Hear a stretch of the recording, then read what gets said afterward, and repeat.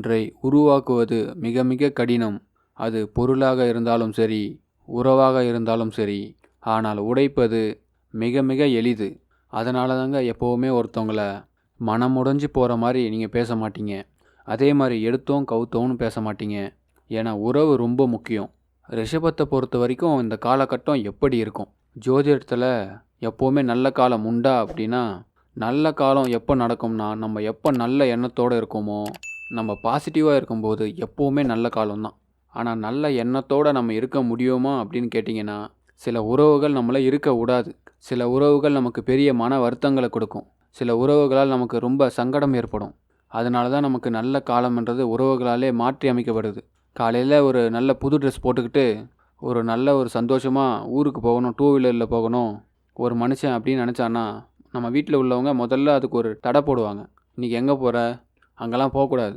அங்கே ஒரு வேலை இருக்குது, அந்த வேலையை பாருன்னு சொல்லுவாங்க. நமக்கு ஒரு மனசு இருக்குன்றது வெளியே தெரிஞ்சிக்கவே முடியாது. அவங்களாம் தெரிஞ்சிக்க விரும்ப மாட்டாங்க. ரிஷபராசிக்காரர்களுக்கு இது மாதிரி நிறைய தடைகள் விழும். நம்மளை முதல்ல நம்ப மாட்டாங்க. நம்ம ஒரு விஷயத்துக்கு போகிறோம் அப்படின்னா கூட, நீ அங்கே போயிட்டு ஒரு ஃபோன் போடு அப்படின்னு சொல்லுவாங்க. இல்லைனா நீ போயிட்டு அந்த ஊரில் ஒரு பொருளை வாங்கிட்டு வா அப்படின்னுவாங்க. அப்போ என்னென்னா நம்மளை சோதிப்பாங்க. இந்த காலகட்டத்தில் நமக்கு சோதனைகள் வரும். ஆனால் நம்ம தான் புத்திசாலியாச்சே. அது எவ்வளோ பெரிய சோதனையாக இருந்தால் என்ன, அதெல்லாம் ஒரு கை பார்த்துருவோம். தைரியம்தான் இப்போ நமக்கு தேவை. காலம் வழி கொடுக்கும் என்று ஒருபோதும் காத்திருக்காதே. காலம் வயதைத்தான் கூட்டிக் கொண்டே போகும். இதெல்லாம் புரிஞ்சுக்கிட்டுங்க ரிஷபராசிக்காரங்க. உண்மைதானே? லைக் பண்ணிட்டு கமெண்ட்டில் சொல்லுங்கள். ரிஷபராசியில் என்ன நட்சத்திரம்னு கமெண்ட்டில் சொல்லுங்கள். ரிஷபராசிக்காரவங்களுக்கு தைரியமாக நீங்கள் இருந்தீங்கன்னா அசால்ட்டாக சில நல்ல விஷயங்களை செஞ்சுட்டு போய்கிட்டே இருக்கலாம். இப்போ நீங்கள் பார்க்கக்கூடிய இந்த நேரம் உங்களுக்கு ஏதாச்சும் துஷ்டமான பொருட்கள், யூஸ் இல்லாத பொருள் அப்படின்னா அதை தூக்கி போட்டுட்டு நல்ல பொருளை வாங்குங்க. அதே மாதிரி பார்த்தீங்கன்னா சில விஷயத்த மனசுக்குள்ளேருந்து நீக்கிடணும்னு ரொம்ப நாளாக இருக்கும். அதை நீக்கிடுங்க. அந்த நேரம் தகுந்த நேரம் இது. ரகசியங்கள் இனிமேல் நம்மக்கிட்டே இருக்கட்டும், அது வெளியே போக வேண்டாம் அப்படின்னு ரிஷபராசிக்காரவங்க இந்த நேரத்தில் முடிவு எடுப்பீங்க. அதே மாதிரி ரிஷபராசிக்காரவங்க இந்த நேரத்தில் யாரையும் நம்ப வேண்டாம். நம்ம இனிமேல் சரியாக பயணிப்போம், பயணத்தை கொண்டு போவோம். நம்பிக்கை என்னென்னா இனிமேல் நம்ம நம்புறது தான் நம்பிக்கை. வேறு யாரையும் நம்பாதீங்க. இந்த காலகட்டத்தில் சில பேருக்கு பார்த்தீங்கன்னா ரிஷபராசிக்காரவங்களுக்கு சில விஷயத்த ரொம்ப உன்னிப்பாக கவனிக்க வேண்டிய கட்டாயம் ஏற்படும். வீட்டில் சாதாரணமாக பேசினாலோ, அலுவலகத்தில் சாதாரணமாக பேசினாலோ, ஒரு வாகனத்தில் போயிட்டு இருக்கும்போது பேசினா கூட சாதாரணமாக விட்டுறாதீங்க. ரொம்ப உன்னிப்பாக கவனிங்க. ஏன்னா கடவுள் உங்ககிட்ட ஏதோ ஒரு இன்டிமேஷனை கொடுக்குறாரு. அது யாருக்கோ சொல்ல நினைக்கிறாரு. திடீர் லாபங்கள் ஏற்படும். அர்த்த லாபம்னு பேர். திடீர் லாபம் ரிஷபராசிக்கு ஏற்படும். அதே மாதிரி ரிஷபராசிக்காரவங்களுக்கு பொருள் வரவு அதிகமாகும். எதிர்பார்க்கிற பொருள் வரவுகளை விட எதிர்பார்க்காத வரவுகள் அதிகம். மனசில் இருக்கக்கூடிய ஒரு பெயின் நீங்கும். மனப்பெயின்னு சொல்லுவாங்க, மனப்பிரச்சனை, அது நீங்கும். ஆக ரிஷபராசியை பொறுத்த வரைக்கும் இது ஒரு நல்ல நேரம். நீங்கள் ஏதாச்சும் ஒரு விஷயத்தை தேடி போனீங்கன்னா அந்த விஷயம் கண்டிப்பாக உங்களுக்கு முடிவுக்கு வரும். நீங்கள் ஒரு பக்கம் போகிறீங்க, இது போயிடலாம், இது நடத்திடலாம் அப்படின்னு நினைக்கிறீங்கன்னா, தேடி போகிறவங்களுக்கு முடிவு வரக்கூடிய நேரம். மனசில் ஒரு சக்தி கிடைக்கும். ப்ரெஷர், நம்ம லைஃப்பில் ப்ரெஷர் தான் அதிகமாக இருக்கும். அதில் இப்போ என்னென்னா நமக்கு ஒரு பவர் கிடைக்கும், சக்தி கிடைக்கும். அதாவது மருந்து மாத்திரைகள் சம்மந்தப்பட்ட பிரச்சனைகள்லாம் குறையும். ரிஷபராசிக்காரவங்களுக்கு சிந்தனைகள் மேலோங்கும். படிப்பு சம்பந்தமாக, வேலை சம்பந்தமாக, அதிகாரம் சம்பந்தமாக, அதே மாதிரி வியாபாரம் சம்பந்தமான முன்னேற்றங்கள் இருக்கும். இந்த ஐப்பசி தொடங்கி ஐப்பசி, கார்த்திகை, மார்கழி, தை இது வரைக்கும் ஃபஸ்ட் கிளாஸாக இருக்குது. இது மாதிரி நேரங்களில் கணக்கு கச்சிதமாக பயன்படுத்துங்க. இந்த வாக்கு பலிக்கும். இந்த நேரத்தில் கோர்ட்டு கேஸு சம்மந்தமான விஷயங்கள், யாராச்சும் நம்ம வம்புக்கு இழுக்கக்கூடிய வாய்ப்புகள் ஏற்படும். அதெல்லாம் நீங்கள் ஆஜராகாமல், விலக்கு அளிக்காமல் கோர்ட்டு சம்மந்தமான விஷயங்கள்லாம் கேட்டுக்கணும். சந்தேகமாக ஒரு விஷயத்தை பார்த்தீங்கன்னா நம்ம நகர்ந்துறது நல்லது. சந்தேக விஷயங்கள் உடனடியாக நகர்ந்துறது நல்லது. அதனால் நல்ல கனவு வந்ததுன்னா பலிக்க போகுதுன்னு அர்த்தம். வாகனம் வாங்குற மாதிரி கனவு வந்தால் பலிக்கும். வாகனம் வாங்குறது, ஏதாச்சும் ஒரு விஷயமான விஷயங்கள் நினச்சிருந்தா யாராச்சும் உங்களை பிளாக்மெயில் பண்ணாலும் இந்த காலகட்டத்தில் அந்த கெட்ட சக்தியிலிருந்து விலகிறதுக்கு நல்ல நேரம். இந்த கெட்ட சக்தியிலிருந்து விலகணும் அப்படின்னா ரொம்ப சிம்பிளாக ரிஷபராசிக்காரவங்க தெரிஞ்சுக்கணும். இரும்பு பொருட்கள் காணாமல் போகும். அப்போ கெட்ட சக்தி விலகுதுன்னு அர்த்தம். அதாவது காலில் அடிபட்டால் வலிக்கும் அப்படின்னு சொல்கிறோம்ல, இந்த பெயினை கொடுக்கக்கூடிய பொருட்கள், அந்த பொருள் காணாமல் போகிறது, விலகி போகிறது, அந்த மாதிரி கனவு வந்தால் நல்லது. அப்படி நடந்தாலும் நல்லது. கெட்ட சக்தி விலகக்கூடிய நேரம். வீட்டில் நிறைய மஞ்சள் தண்ணியை தெளிங்க. வெள்ளிக்கிழமை பாத்திரத்தில் மஞ்சள் தண்ணி ஊற்றி தெளிங்க. கண்ட கனவு பலிக்க போகுது.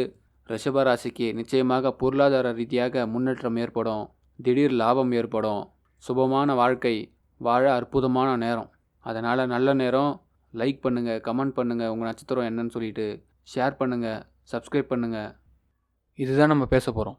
நம்மக்கிட்ட இருக்கக்கூடிய துஷ்ட சக்தி, துர்சக்தி வெளியே போகுது, நல்ல சக்தி உள்ளே என்ட்ரி ஆக போகுது, கனவு பலிக்க போகுது. இந்த மாதிரி பதிவுகள் கேட்கும்போது நம்ம ஒரு விஷயம் நல்லா தெரிஞ்சுக்கணும். மனசை கான்ஃபிடண்ட்டாக வச்சுக்கணும். மனிதனுடைய லெவல் கான்ஃபிடண்ட் லெவல் என்றைக்குமே குறையக்கூடாது. இந்த கான்ஃபிடண்ட் லெவல் குறையாமல் இருந்தால் தான் நமக்கு நல்லது நடக்கும். சகோதரர்களே, உறவுகளே, நண்பர்களே, உங்களுக்கு நான் மீண்டும் இந்த ஒரு விஷயத்தை பதிவு பண்ணுறேன். ஒரு மனுஷனுடைய பவர் எது? அவனுடைய மனபலம்.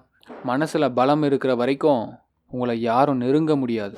அதே ஒரு மனபலம் குறைஞ்சதுன்னா சொல்லுவாங்கள்ல, யானை இழைச்சதுன்னா எறும்பு உள்ளே போகுதுன்னு சொல்லுவாங்க. அதனால் நம்மளை யார் வேணாலும் அட்டாக் பண்ணுவாங்க. அதனால் நம்ம மனசு ஒடியாமல் பார்த்துக்கணும். ஃபஸ்ட்டு நம்ம தைரியமாக இருக்கணும். என் உறவுகள் தைரியமாக இருக்கணும். தைரியமாக இருந்தீங்கன்னா மற்றவங்க பார்த்துட்டு பயப்படுவாங்க. இவர் தைரியமாகவே இருக்கார், இவருடைய தைரியம் இன்னும் குறையலை, அப்போ நம்ம உள்ளே போயிடக்கூடாது அப்படின்னு. அப்போ நான் ஒரு கனவு வரும்னு சொன்னேன். இந்த காலகட்டத்தில் வரக்கூடிய கனவு இப்போ பலிக்க போகுது. அந்த நல்ல கனவுகள் கண்டிப்பாக பலிக்க போகுது. சாமி, நான் கெட்ட கனவு கண்டுட்டேனே, என்ன பண்ணணும்னு தோணும். கெட்ட கனவு கண்டிங்கன்னா அந்த கெட்டது விலக போகுதுன்னு அர்த்தம். நல்ல கனவு பலிக்க போகுது, கெட்டது விலக போகுது. இது வரைக்கும் நமக்கு யாராச்சும் தொந்தரவாக இருந்தாங்க, பிரச்சனையாக இருந்தாங்க, வில்லங்கமாக இருந்தாங்கன்னா விலகிடுவாங்க. நம்ம ஏதாச்சும் ஒரு அரியணையை எதிர்பார்க்குறோம், ஒரு ராஜ வாழ்க்கையை எதிர்பார்த்துருக்குறோம், ஒரு சுப வாழ்க்கையை எதிர்பார்த்துருக்குறோம், நிறைய விருப்பங்களை எதிர்பார்த்துருக்குறோம், நிறைய நண்பர்களை எதிர்பார்த்துருக்குறோம், சுபமான சூழ்நிலையை எதிர்பார்க்குறோன்னா அதெல்லாம் நடக்க போகுதுன்னு அர்த்தம். அப்போ இந்த நேரம் நமக்கு கனவு ரொம்ப பலத்தை கொடுக்கும். இதான் கனவு சாஸ்திரம். இந்த காலகட்டத்தில் பிறந்த நீங்கள் தெய்வ பலத்தால் நீங்கள் நினைக்கக்கூடிய விஷயத்தை எளிமையாக அடைய முடியும். அதுக்கு ஒரு விஷயத்தை நீங்கள் மனசில் தெளிவுபடுத்திக்கணும். நம்ம என்ன செய்யக்கூடாதுன்னா, வாழ்க்கையில் கன்ஃபியூஸ் ஆகக்கூடாது, குழப்பம் அடையக்கூடாது. இந்த மனம் குழப்பம் அடைஞ்சிச்சின்னா யாரும் ஒத்தாசி பண்ண மாட்டாங்க. அது இன்னும் ரணகலமாக்க தான் பார்ப்பாங்க. உண்மை தானே? கமெண்ட்டில் சொல்லுங்கள். முதல்ல ஒரு தப்பு நடந்துச்சுன்னா நம்மக்கிட்ட தான் குறை சொல்லுவாங்க. நீ சரியாக இருந்திருந்தால் அது நடந்திருக்காது அப்படின்னு சொல்லுவாங்க. அது நம்மளாலேயே அந்த தப்பு நடந்திருக்காது, அது காலத்தோட கட்டாயம். ஆனால் முதல்ல கெட்ட பேர் வாங்குறது, பேர் வாங்குறது நம்மள தான் இருப்போம். முதல்ல ஒரு தப்பு நடக்குதுன்னா அவங்கள குற்றம் சாட்டாதீங்க, குறை சொல்லாதீங்க. அங்கே இருக்கக்கூடிய சூழ்நிலையினால் அந்த தப்பு நடக்குது. சூழ்நிலை தான் காரணம். அதை முதல்ல நம்ம புரிஞ்சுக்கணும். முதல்ல கோவப்பட்டு திட்டுறதுனால அந்த இடத்துல நல்லது நடக்க போகிறதில்ல, நடந்த தப்பு மாற போகிறதில்ல. அப்போ கூட்டாக சேர்ந்து அந்த தப்பை மாற்றுறதுக்கு முயற்சி பண்ணணும். முதல்ல பிரச்சனையில் உள்ளவங்க நம்மளை மீட்டெடுக்கணும். இது எல்லாம் தான் நம்ம கணக்கில் கொண்டு வரணும். அப்போ இந்த நேரத்தில் பார்த்திங்கன்னா கனவு மெய்ப்படும், கண்ட கனவு நடக்க போகுது, கெட்டது விலக போகுது. இது மாதிரி ஒரு சூழ்நிலைகள் வரும்போது நம்மளுடைய கான்ஃபிடென்ட் லெவல் கரெக்டாக இருக்கணும். ஒரு மனுஷனுக்கு ரொம்ப தேவை கான்ஃபிடென்ட் லெவல். கான்ஃபிடென்ட்டாக ஒரு விஷயத்தில் இருக்கணும். கான்டாக்ட் அதிகமாக இருக்கணும். இது மாதிரி நேரத்தில் நிறைய மனிதர்களை சந்திக்கணும். கான்டாக்ட் லெவல் அதிகமாக இருக்கணும். ஏதாச்சும் ஒரு விஷயத்தில் நம்ம கமிட்மெண்ட்டில் இருக்கணும். ஏதாச்சும் ஒரு பிளான் போட்டு நடத்திக்கிட்டே இருக்கணும். கார் வாங்குறத பற்றி யோசனை பண்ணால் கார் வாங்கணும். வீடு வாங்குறத பற்றி நினச்சிங்கன்னா வீடு வாங்குறத பற்றி செயல்படணும். ஏதாச்சும் ஒன்று நடத்திக்கிட்டே இருக்கணும். இந்த மூளையை சும்மாவே இருக்க விட்டுறக்கூடாது. அது ஆபத்து. அந்த செல்ஃபோனே பார்த்துட்டு இருந்தால் வேஸ்ட்டு. வேலை முடிஞ்சு போயிடும். அது பயணம் பண்ண ஆரம்பிச்சிடும். வேண்டாம், கான்ஃபிடண்ட்டாக இருங்க.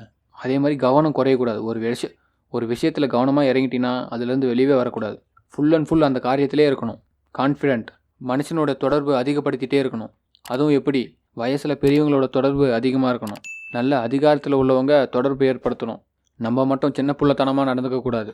அப்போ தான் நம்ம முன்னேற முடியும். பெரியவர்களோட தொடர்பு. நம்ம தைரியமாக ஒருத்தவங்ககிட்ட போய் பேசணும். 4 IAS அதிகாரிகள், 4 IPS அதிகாரிகள், பெரிய மனுஷங்க, வேல்யூபிள் பர்சன், இவங்களையெல்லாம் நினச்சி பார்க்கணும். இவங்களையெல்லாம் பார்த்து திங்க் பண்ணணும். அப்போ தான் லைஃப் சக்ஸஸ் ஆகும். அதெல்லாம் விட்டுட்டு எதையுமே பார்த்துட்டு கீழவே போயிடக்கூடாது. இதெல்லாம் இன்றைய நடக்கக்கூடிய சந்தோஷம்.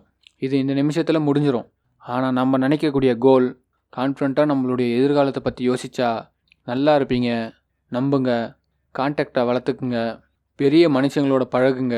பெரியவர்களுடைய குணநலங்களை எடுத்துக்குங்க. உங்களுடைய மனநிலை நல்லா இருக்க போகுது. ராஜ வாழ்க்கை கிடைக்க போகுது.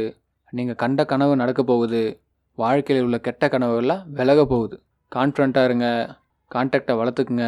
கவனம் கரெக்டாக இருக்கணும். இப்படி இருந்தீங்கன்னா ராஜ வாழ்க்கை கண்டிப்பாக உண்டாகும். நன்றி. மறக்காமல் சப்ஸ்கிரைப் பண்ணுங்கள், லைக் பண்ணுங்கள், ஷேர் பண்ணுங்கள், கமெண்ட்டில் சொல்லுங்கள் இந்த ஆண்டு எப்படி போச்சுன்னு. உங்கள் நண்பர்களுக்கு ஷேர் பண்ணுங்கள்.